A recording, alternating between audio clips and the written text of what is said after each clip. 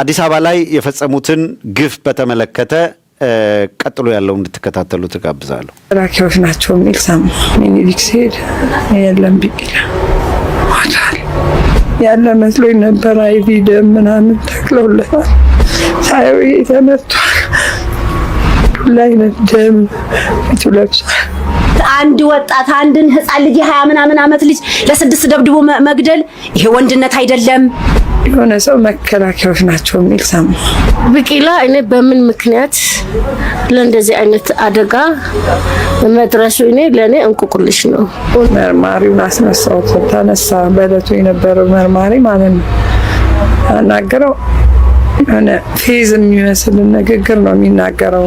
አንድ ቀን ከሰው ጋር ተጣልቶ ከሰው ጋር ተደባድቆ ስሞታ መጥቶብኝ አያውቅም። በቃ ቆስ እያለው ነው ውስጤ ቆስሏል። ሰው ሞኝ የምኖርም አይመስለኝም። እኔ እንጃ መፍትሄ እንጠይቅ ነበር። አሁን ግን ጭጭ ነው። መፍትሄ ሲጠይቁ አላይም። እውነት ነው እኔ የምፈልገው እውነት ትውጣ። በዚህ ሰዓት ሊሰድ ከባድ ነው።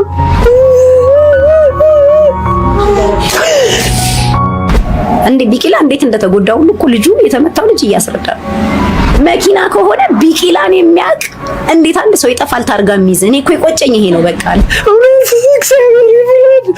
የቢቂላ ነገር አይሆንም። መኪና አይደለም። አሁንም ዛሬም ነገ ምን ይናገራለሁ 100%። ለምን ያዳነች አበቤ ልጅ ለምን አይሆንም? ለምን የጠቅላይ ሚኒስተሩ ልጅ አይደለም? ከህግ በታች አይደለም እንዴ?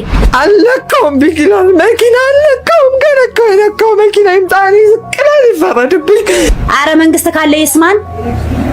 አረ መንግስት ካለ ይስማን። እውነት መንግስት ካለ ይፍረድ። ያለበዛ መንግስት ካምፕ ወንበድ ያለ ማለት ነው። ነፍሰ በላን አስቀምጦ ለምንድን ነው ነፍሰ በላውን ያውጣልን? አሁንም ቢሆን እኛ ሀዘን በቃን። እኛ ለራሳችን ናውዘናል። የኑሮ ውድነት ይጠብሰናል። የሀገራችን ሁኔታ ይጠብሰናል። የሃይማኖታችን ጉዳይ ይጠብሰናል።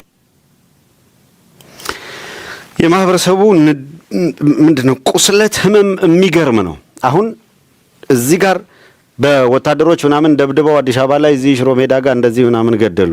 እዚህ ጋር እንደምታዩት ምናምን 6 ምናምን ሆነው ደብድበው እንደዚህ አድርገው ምናምን ገደሉ። ፖሊስ ጣቢያ በር ላይ የተገደለውን አይታችኋል። ከዛ ይሄኛው አለ። የቱን ይዘህ የቱን ታደርገዋለህ? በእያንዳንዱ ቀን ስርዓቱ እየገደለ ለሚጥላቸው ሰዎች ሁሉ በየቀኑ የሻማ ማብራት ስነ ስርዓት ብታዘጋጅም አትወጣውም። የት ጋ ነው ማብቃት ያለበት የሚለው ላይ ነው። ይልቅ መምከር፣ መነጋገር፣ መስራት የሚሻለው